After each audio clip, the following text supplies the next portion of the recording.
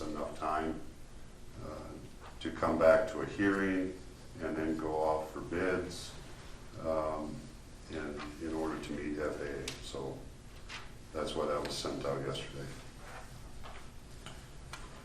So that's what I had for explanations on some of them. Any questions? 22 hours, that's not enough notice, right? That's why it's an emergency, right? Yeah. Unfortunately, it's just a set hearing. Yeah, I know, but it's just kind of, I mean, I hate to pick on Bowman and Mink, but it's embarrassing that they don't know our schedule. They've only worked with us for 20 odd years. Apparently our schedule is not the same as other communities they work with, so. I understand, but they've been here enough, in person and on the phone, that it shouldn't be a big issue dealing with us, but it seems like every once in a while it is.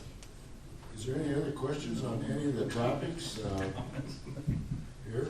Time for me to shut up here. I'll make a motion to approve the consent agenda. Is there a second? I'll second. Motion made and approved to approve the consent items. All those in favor say aye. Aye. Opposed? Motion carried.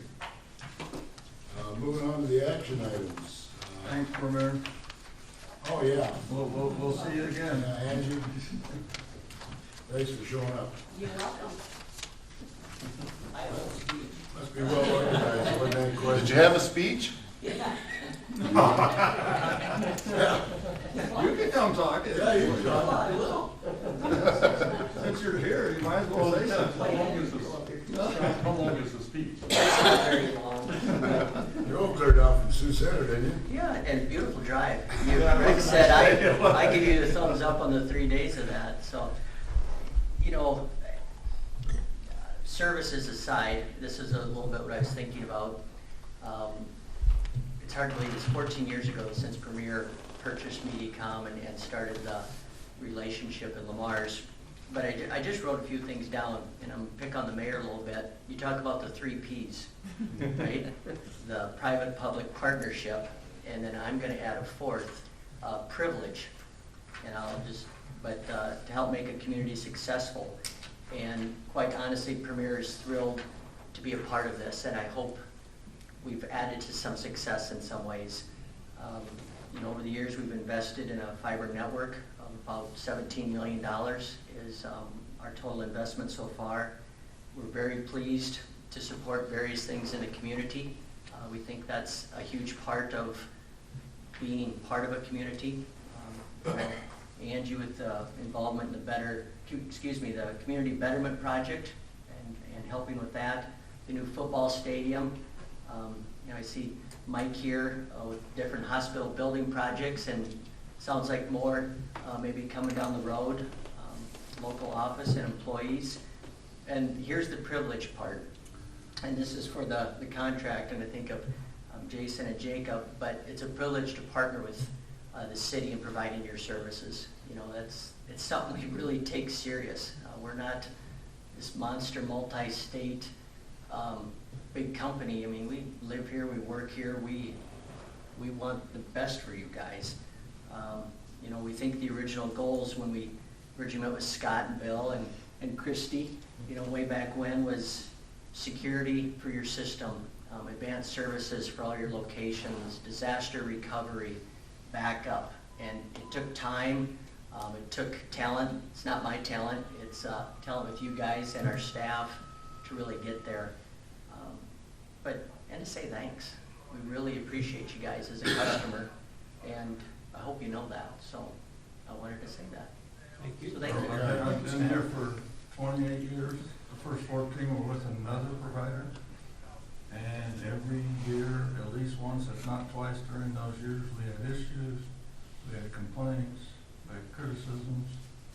And in the 14 years you've been here, I don't remember any complaints, criticisms.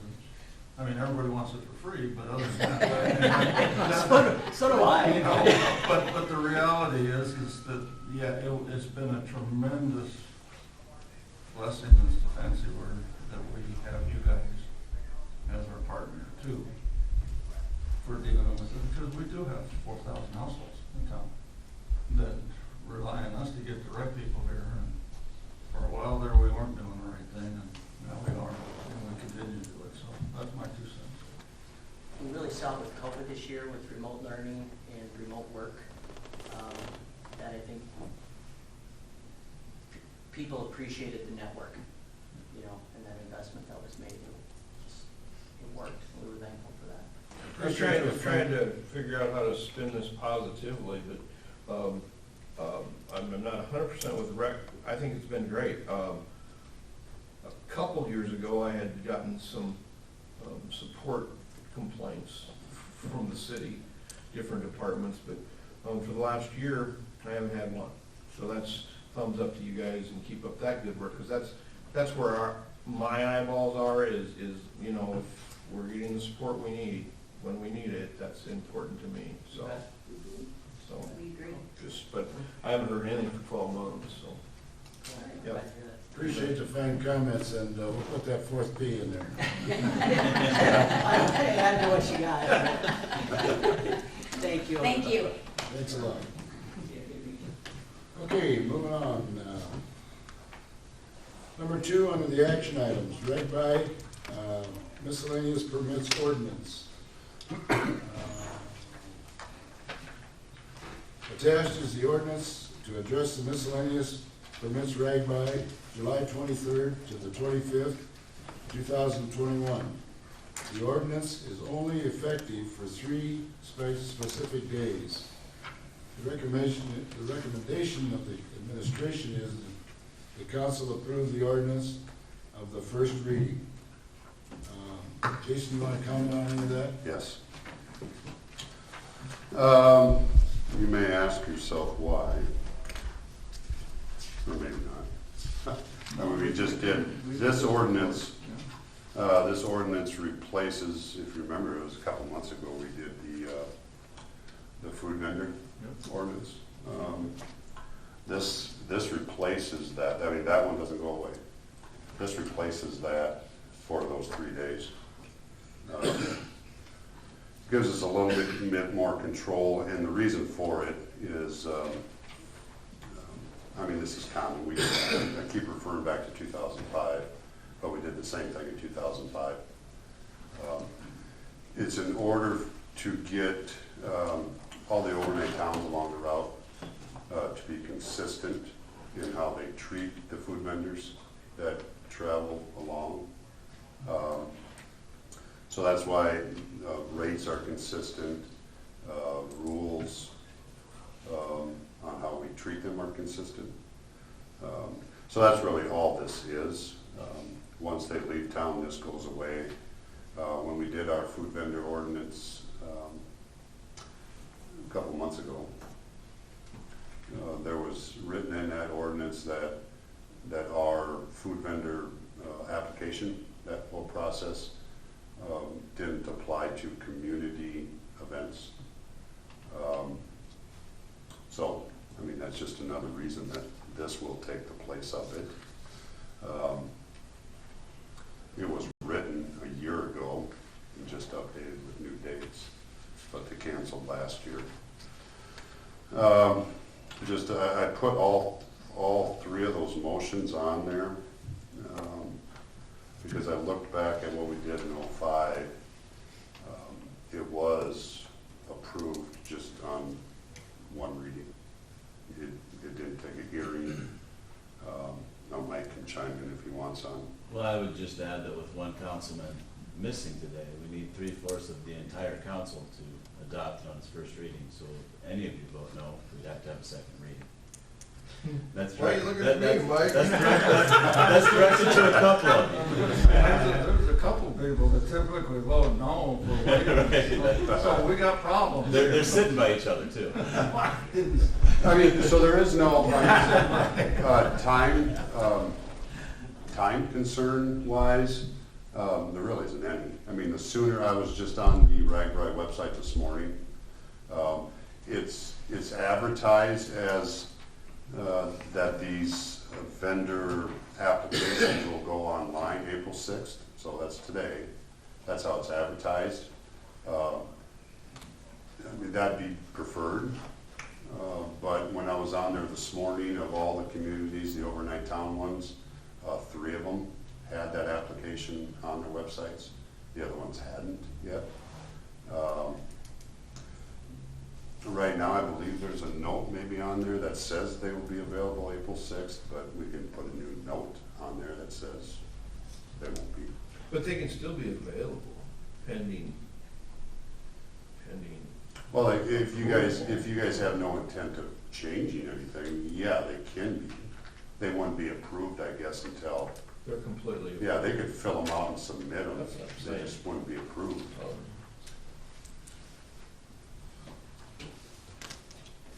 We just have to decide. You want to mention anything in this, Mitch, or not? I can pass it on if there's any questions. But this isn't. Yeah, Mitch, I'd be happy to do that. Mitch is here, step up to the podium, Mitch, and He didn't I know anticipate he's- talking during this one. That's all right, I can kind of fill you in a I little know bit. Mitch is I very. think he's on the next one too, so he can just. Yeah, I sit on the executive chair for RAGBRAI, so first off, thanks for inviting me up here, but feel free to ask me any questions that you might have. As Jason had mentioned, the April 6th time was on there as far as convenience, and so to kind of let the vendors know decisions are being made on this, and that, because it hasn't stopped no matter what as far as the applicants calling in Jessica, asking any of the other people that sit on that vendor committee, when can we submit our stuff, we're ready to start signing up. So in other words, I guess any questions about that, I can maybe help fill in to the best of my knowledge. Any questions for Mitch or Jason? Or any questions on what you have in your packet, too? Motion to adopt first reading of ordinance 962, RAGBRAI miscellaneous permits. Is there a second? Yes, second. Motion made and second to approve the first reading of the ordinance number 962, RAGBRAI miscellaneous permits. Do we have roll call on that, Bev? Goodchild? Sure. Nick? Yes. Knapp? Yep. Donald? Yes. Motion carried. Boy, I'm proud of y'all. We'll give it a chance here. Motion to waive second and third reading of ordinance 962 miscellaneous permits. Is there a second? Second. Motion made and second to waive the second and third reading, or second reading, of ordinance 962, RAGBRAI miscellaneous permits. Roll call, Bev? Donald? Yes. Goodchild? Yes. Knapp? Yep. Wick? Yes. Motion to adopt ordinance 962 miscellaneous permits RAGBRAI on its first reading. Second, is there a second? Second. Motion made and second on the RAGBRAI miscellaneous permits on its first reading. First reading, I want to repeat that. All those, Roll call. roll call on that, Bev? Donald? Yes. Goodchild? Yes. Knapp? Yep. Wick? Yes. Thank you very much. That's a good thing Mitch was here to explain. Oh, yeah. Really helped. Well, I am kind of curious, you know, on the ordinance part, it says 10,000 people in preparation of 10, or I'm getting it screwed up, I know I am, because for some reason. I reread that again because I figured that was gonna come It was up. 10,000, but in the RAGBRAI thing, it's 40,000. I don't think anybody knows. You know, Mitch, how many's coming? I guess, can you ever sum up what an event's their capacity is? I think when they put those kind of limitations in there, it's all under coverage when they have their liability side of things, but, they're not really giving us any indication on how many riders have registered and everything. They're not giving solid numbers on anything like Okay, that, so. then, you just witnessed a pretty rare happening from up here. So Mike Murphy's laughing really hard, but anyway, you did, but, I am curious, what does RAGBRAI do to promote, and I'm just gonna use Four Brothers for an example. It's not downtown, it's way out here, yet it wants some of the benefit. Bob's, hey, that's a state stop, you know, but what does RAGBRAI do to help Hardee's, Four Brothers, whoever? Some business that's way out there that wants part of the party, but yet doesn't have the capacity to do it, so. Yeah, not knowing what the RAGBRAI's full mission is, I can tell you a little bit of the hands-on what they encourage the towns to kind of help promote for the event. There's several different things that they'd like to see that the towns get advocates from these businesses to help endorse and encourage them to support the town. But outside of that, there's their donation that they would give us at the end of the event, but they leave that in the town's hands to be able to distribute where they feel necessary or where they feel deserved, I guess. So without knowing that, I can't really fill in what their mission overall is. Dennis, maybe you Yeah. might be able to. Well, let me tell you what, I'm gonna bring it back to your business, total. Yep, Okay, you guys are, every summer, you're doing the drive-ins, you're doing the car Right. shows, you're doing the thises and the that's. You want I'm sure you want a piece of this. right. So how does Total get the downtown, you know, the crowd to participate in Total? That's what I'm asking. Right. Well, I can tell you that, I mean, from our business side of things, and I think a lot of businesses outside of maybe some of the smaller discretionary businesses like a restaurant or whatever they could be, I don't think you can really have a solid return on investment for hosting any of these events. It's a long-term effect. We host a movie night because it's good, it gives back to our community. We hope that people think, hey, Total's a good place to come, Right. to buy a car from them. And I think that's the direction that maybe RAGBRAI hopes that it gives some of the community members, but if it's looking for a for-profit opportunity on a night of event, there's a fixed number of businesses that can really reap that benefit on those couple days. Sure, And sure. that being food establishments and maybe overnight stays. Sure, okay. I don't know if it's so much RAGBRAI, Clark, it's probably more of on the onus of our local RAGBRAI committees to try to get those businesses involved. Sure. Okay. Because it's true, I mean, the goal is to try to contain the event downtown here. I mean, so how do you get somebody like Four Brothers that's about as far away as you can get from there? How do you get them involved? I mean, they can participate by having. They can have a menu in their parking lot, right? We did that last year. Oh, If okay. anybody remembers Uncle Albert's, Yes. okay? Uncle Albert's was over by Baumgart, well, where Lafayette is Where now. Lafayette was, somewhere in that neighborhood. Yeah, I mean, back in 2005, they came to the council and requested an outdoor service area. Yeah. So they put on their own type of event. So they could do that. They could. I mean, any types of those things that would affect liquor licenses, and that would have to come through the council. Absolutely. That wouldn't go through RAGBRAI. Okay, I was just curious. Just curious. That's your questions, Cliff? I think so until I get home and think of a couple. I know you're heavily involved now No. with all your committees and everything. Keep up the good work, it looks like things are moving. Yep, planning's going forward, so it's going well. Good enough. Okay. Moving on. Number 3 is ice cream days. Last year, the Ice Cream Days Committee approached the council with a request for $7,500 to put on a Saturday evening concert at the Olson Culture Event Center. The $7,500 request was in addition to the annual $7,500 allocated to Ice Cream Days from the CVB Tourism Committee. The council approved the request based on staff determining the source of the funds and the Ice Cream Days Committee raising the remaining $17,500. Due to the COVID-19, Ice Cream Days was canceled and the money was not allocated. As I understand it, Mitch, and correct me if I'm wrong, but brought to my attention yesterday, that 17 down to between 13 and 17 this year, is that right? Right, yeah, the budget's been reassessed, obviously, because COVID has put a big change on everything, and so I'm sitting here on behalf of the the Ice Cream Days Committee, me being my willing self. I helped him last year make the pitch, and I said I'd be happy to help do that again. So, in looking at their budget, they have brought it down to the 13 to 17, and that's obviously a couple different things considering with it, but their goal to then scale things back and make it a little bit more price conscious to be able to put the event on in still its manner that they hope to, just scaling back some of the budget side of things. And the city, you're looking at what, 6, am I right on that? Yes, correct. Rather than the 75? Yeah, so you'll have to, I had written this before I got Oh, okay. the actual letter. So, I mean, so you'll have to amend the motion that's written in, if you choose to. Okay. Any questions on it from anybody? If Not I'd entertain a You motion. didn't read the final paragraph there, Dick. Ice cream day. Do you want me to? We waived that reading. Oh, Well, you got me all screwed up here. I think you read it, Mitch, do you have something? You want me to fill in anything about, I guess, details about the event this coming year? Yeah. Or the hopes to?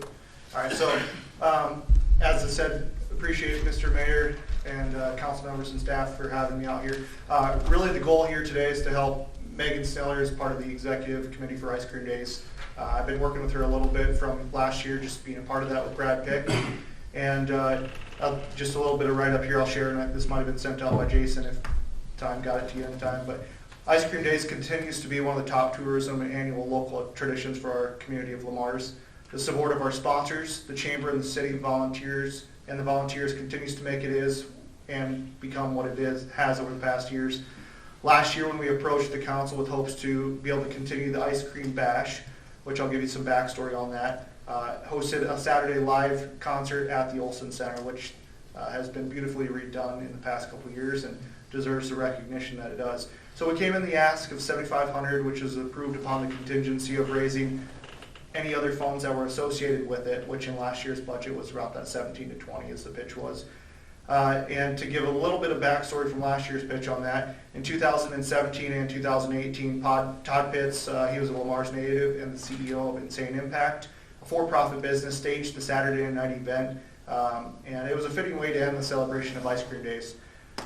Last year alone, this year, Insane Impact has decided to not stage the Ice Cream Bash, whereas then this Ice Cream Days committee took it upon themselves to continue that, or in hopes to continue that tradition Saturday night in the Olson Park there. So after several discussions with local leaders and Ice Cream Days committee, the proposal was that continue the Ice Cream Bash along with entertainment on Saturday, which I'll brief in a little bit here, but the committee is hopeful and excited in an attempt to create a fun annual Saturday event that locals and visitors can look forward to on Saturdays of Ice Cream Days at the beautiful Olson Culture Event Center.